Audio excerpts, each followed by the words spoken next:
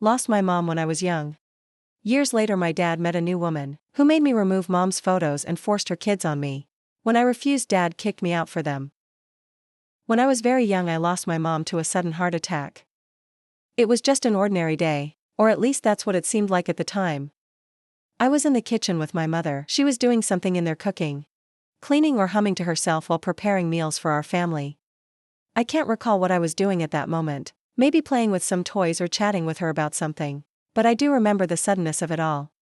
1 minute she was standing there and the next she collapsed, crumpling to the floor right in front of me.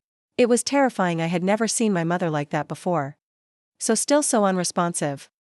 I didn't understand what was happening. I was just a child and my innocent mind couldn't comprehend the magnitude of what was unfolding. I tried waking her up and sat next to her, confused and scared, but got no response. I remember touching her hand and her face, hoping she would open her eyes and smile at me, but she didn't. I started to cry helplessly, praying she would move. I don't remember when. But eventually my dad came home and found us. He saw her on the floor and me crying beside her, and immediately knew something was wrong. He started screaming her name as he grabbed the phone and called 911. His voice shaky. I don't remember much about the paramedics arriving. Just flashes of strangers in uniforms, a lot of movement and voices that didn't make sense to me. They checked me over, making sure I wasn't hurt. I just wanted my mom to be okay and kept looking over at her. And then the paramedics broke the unfortunate news to my dad. Mom was pronounced dead right there in our kitchen, and my dad broke down crying. My family was not the same after my mom passed away. The day we had my mom's funeral, my dad seemed utterly broken. I remember standing there holding my dad's hand, staring at the casket, but everything else seemed distant, like I was watching it all happen from far away.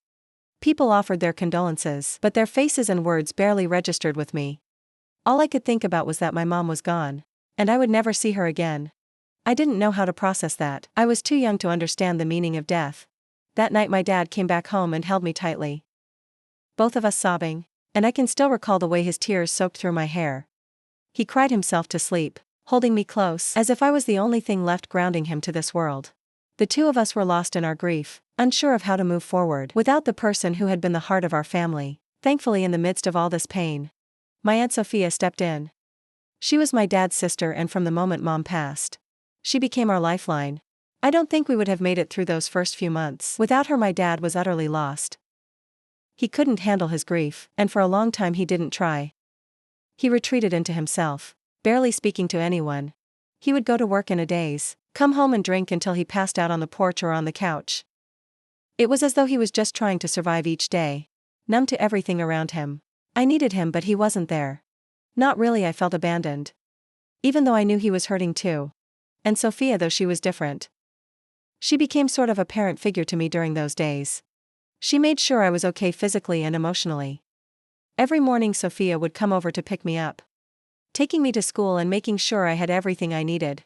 She would pack me lunch, sometimes with little notes tucked inside.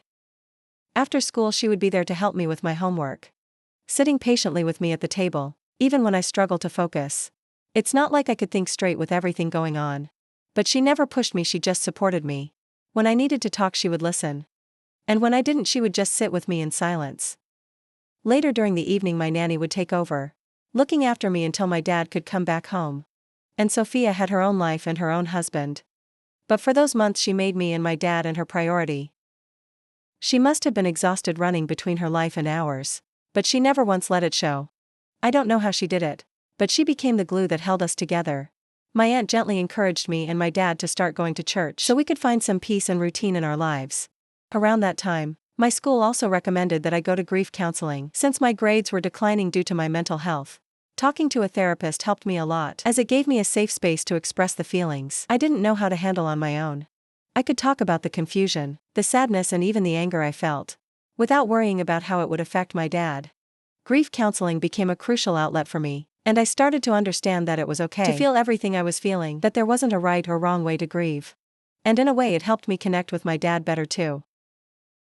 Because as I learned how to deal with my emotions, I could also be there for him, even if just in small ways.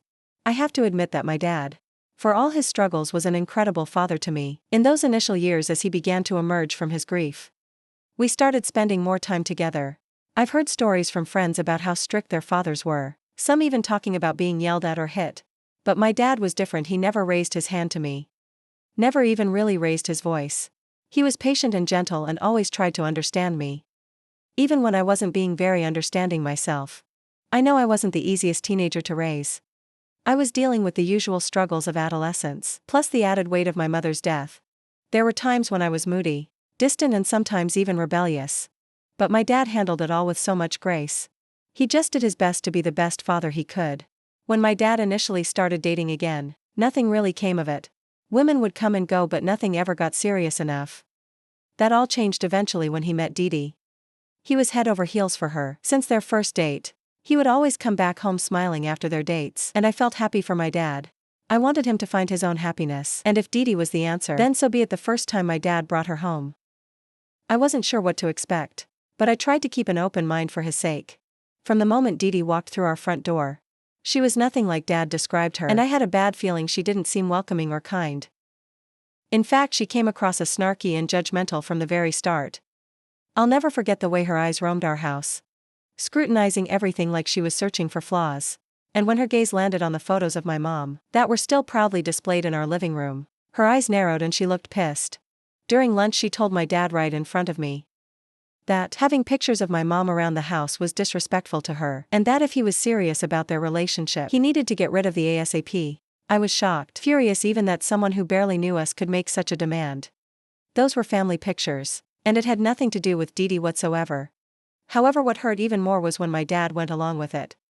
Without even asking me how I felt, he packed up all the portraits, every single one, and locked them away in the attic. Just like that, the images of my mother were hidden away. Like they were something to be ashamed of. As their relationship progressed, Dee Dee started coming over more often to our place, and with her came her 2 young kids. They were always loud, wild, and had no sense of boundaries. They would break things constantly, running wild through the house as if there were no rules. They'd knock over furniture, spill food, and leave messes everywhere. And worst of all, they had no sense of personal space. I would catch them wandering into my room, touching my things without permission, and even trying to take stuff that didn't belong to them. At first Dee Dee would encourage me to spend time with the kids, saying how this would help us become a family. However, I quickly realized that she just wanted a free babysitter who could keep her kids entertained while she and my dad could go out for their dates. I wasn't stupid, I could see what was happening.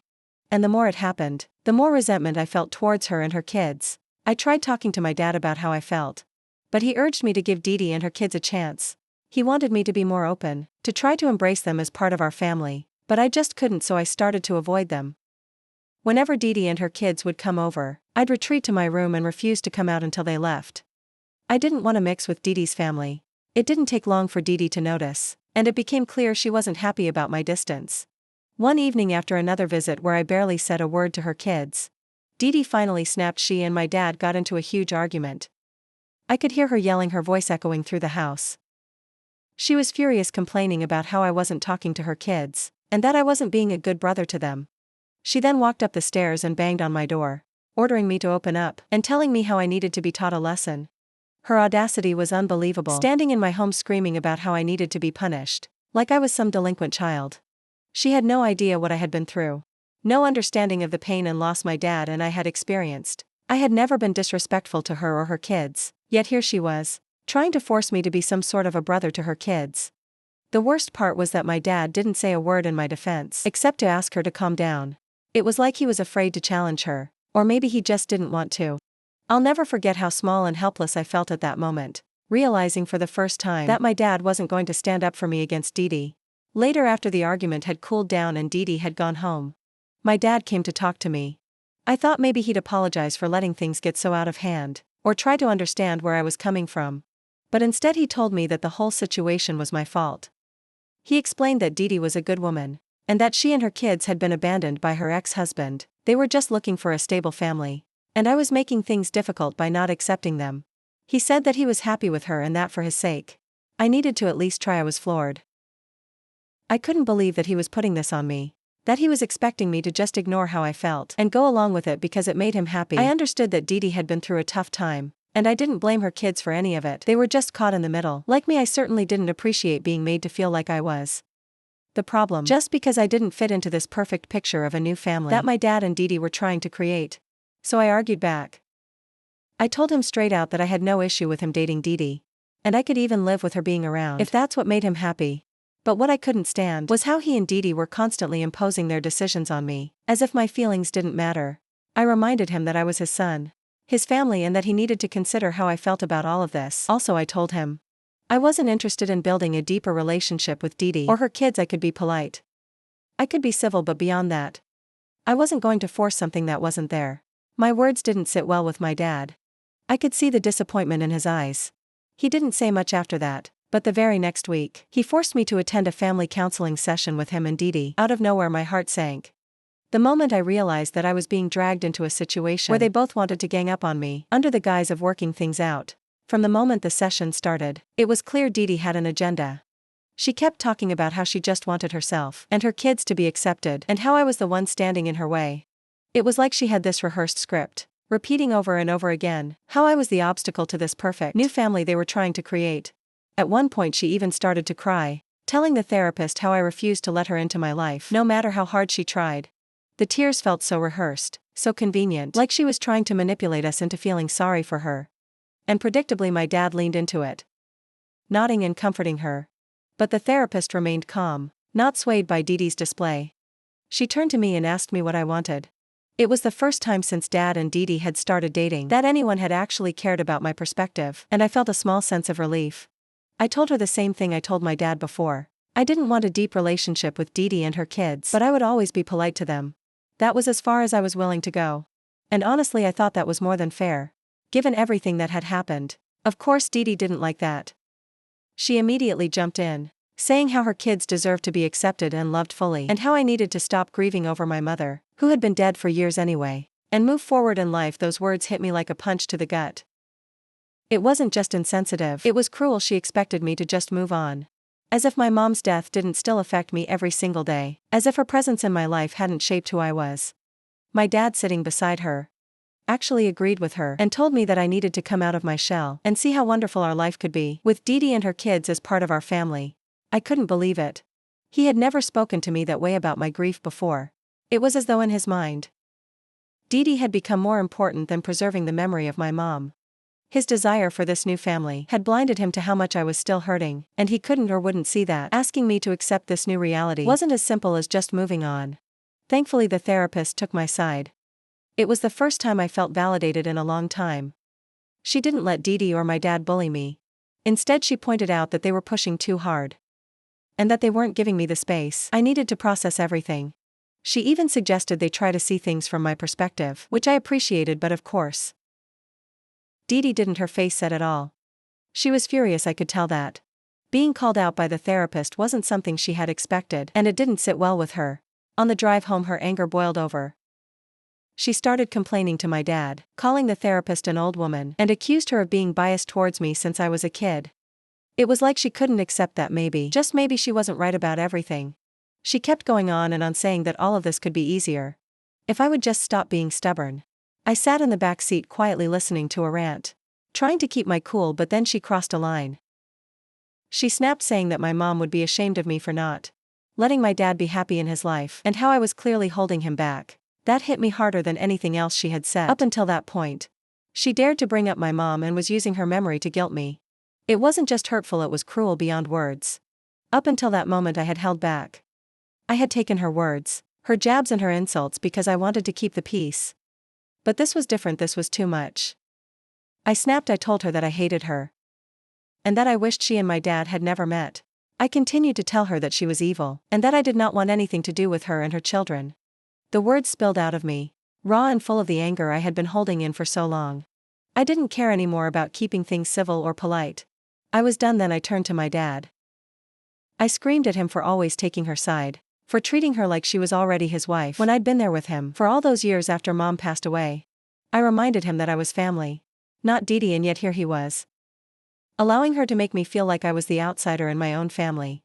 I told him that Didi had no right to bring up my mom and shame me for how I was feeling. She had no place to speak about my mom. And the fact that my dad hadn't said anything to defend me made me feel utterly betrayed. I admit that my words were harsh, but I was tired of being pushed aside and my feelings ignored. Didi again burst into tears and yelled at my dad, her voice shaking with emotion, saying that she couldn't take it anymore. She gave him an ultimatum, telling him that he needed to choose either me or her. She was done with me, she said. And if he wanted a future with her, then something had to change. My dad looked torn, but he didn't try to reason with her or calm her down. Instead, he just grounded me. When I reached home and asked me to go up to my room. After everything that had happened, after all the hurtful things Didi had said, I was the one being punished as usual. The injustice of it all made me want to scream. I tried to argue, tried to explain how out of line Didi had been. But my dad wouldn't hear any of it. He just kept repeating that he was tired of all the fighting and that I needed to start respecting Didi if I wanted peace in the house. Later I could hear him and Didi continuing to yell at each other, and eventually she left the house. Not even 3 days later, my dad came to me and said he needed to talk. I thought maybe he was going to apologize for grounding me, or try to make peace somehow. But what he said next shattered everything. He told me he had thought long and hard and had decided ultimately that I needed to leave the house.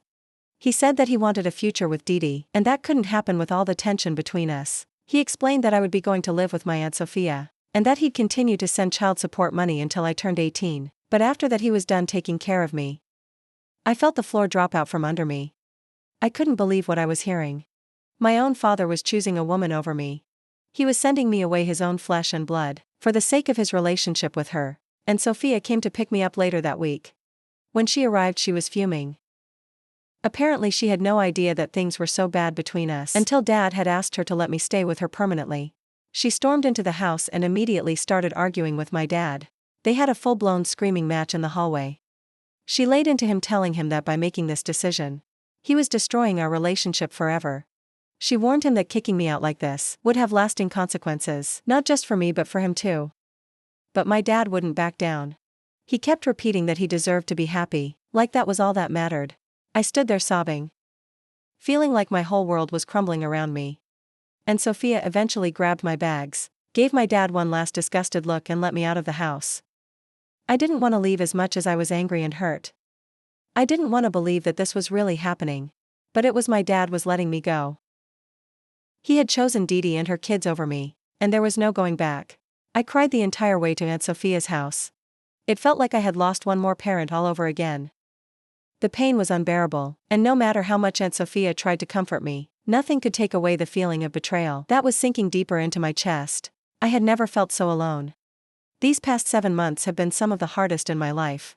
I've had to learn how to come to terms with my dad's decision, but the truth is I'm still grieving. Meanwhile, my dad has wasted no time moving on. According to Aunt Sophia and my cousins, Didi and her kids moved into the house soon after I left. I try not to think about it too much, but it's hard not to imagine Didi's kids running around in the same place where I grew up, where all of my mom's memories once lived. It stings to think about, but I guess my dad got the happy family life he always wanted. Just yesterday, Aunt Sophia received a wedding invitation from my dad and Didi. The shock hit me all over again. We didn't even know they were engaged. I hadn't spoken to my dad in months, and to suddenly hear that they were getting married, after kicking me out of the house, felt like another punch to the gut. Aunt Sophia was furious when she saw the invitation. She immediately called my dad, absolutely livid that he would have the audacity to send it, knowing full well what he had done to me. She told him that he was cruel for trying to rub his happiness in my face after everything he put me through. But my dad argued that he needs me to attend the wedding, at least for appearance's sake, so people don't question him about my whereabouts. He had the nerve to say that my presence at the wedding was mandatory, so that people wouldn't raise questions about him and his new wife. I am appalled the fact that he has the audacity to not even apologize. Yet expects me to save his face in front of family and friends, makes me sick to my stomach. It is like I am not even his son anymore, just a prop to make his new life look picture perfect. Ida if I don't attend my dad's wedding.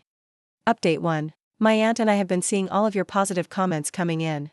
Some of you have been so incredibly kind to me, and even reached out to me in the DMs to ask if I need any financial help. To clarify, my dad has been paying for my school expenses these past months, otherwise he knows my aunt would not hesitate to drag him to court. However, if I have any further expenditures, then my aunt covers them for me. I am genuinely grateful to have someone like her on my side, otherwise I don't know where I would have ended up. My dad has never reached out to me all these months to even apologize or check up on me. For everyone asking if he is being manipulated or controlled in his relationship by Didi, I honestly don't know. I have no idea about the inner workings of their relationship. However, I do believe that he is an adult and can make his own decisions. He could have easily chosen me over her by not asking me to move out, but he clearly chose her. Update 2. It's been 1.5 months since I updated anything here. Me and Aunt Sophia went through all the comments, and we agreed that the best course of action was to go ahead and attend the wedding. I wanted everybody to know the real face of my dad and his bride. Long story short, we attended the wedding and remained only civil towards them. My dad didn't come up to hug me or say a word. He kept his distance, looking awkward and almost uncomfortable whenever our eyes met. It was like he didn't know how to face me anymore. As though seeing me reminded him of the choices he made. When the speeches started, I figured I'd be able to sit in the background and just get through it quietly. But then the guests started encouraging me to say something.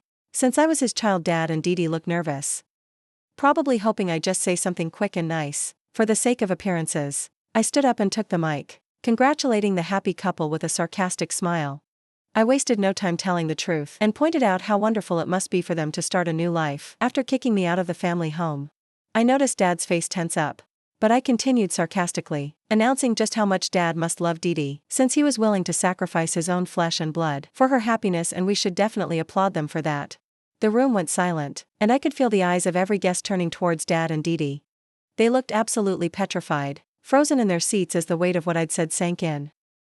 My aunt also stood up and revealed to everyone that I had been living with her for the past few months, and apparently Dad wanted to keep this a secret, because he didn't want people to know what a terrible person he is. She looked right at him, her voice filled with disgust, and said she was ashamed of her brother and had only come to the wedding with me to expose him and his vile bride. After that, people started asking my dad if this was all true. And the family seemed furious that they had been kept in the dark about everything, since our work there was done. And Sophia led me out of the venue before things could turn nasty. Since the wedding, I swear I felt such an overwhelming sense of relief. Like a huge weight has been lifted off my chest. Finally, the truth is out in the open. My dad, who has tried so hard to hide his actions, will now forever be branded as a terrible parent. Update 3: Dad and Dee Dee did try to reach out to me and Aunt Sophia after the wedding, probably due to the public criticism they faced, but we ignore them just as they have been ignoring me all these months later. Dad sent me a text saying that Dee Dee was furious and that I shouldn't have humiliated them on their special day. He claims he is ready to forgive me if I come back home and apologize to Dee Dee. He even said he would allow me to move back in and that things could go back to normal. I replied that I was done with him. This time I told him that he and Dee Dee deserve each other, since they are both so terrible. I made it clear that I was never going back to him. I am going to be 18 soon, and I know my aunt has my back. I'm also determined to work hard all my life and ensure that I never have to ask my dad for a penny. No amount of apology from him can ever fix what he has broken.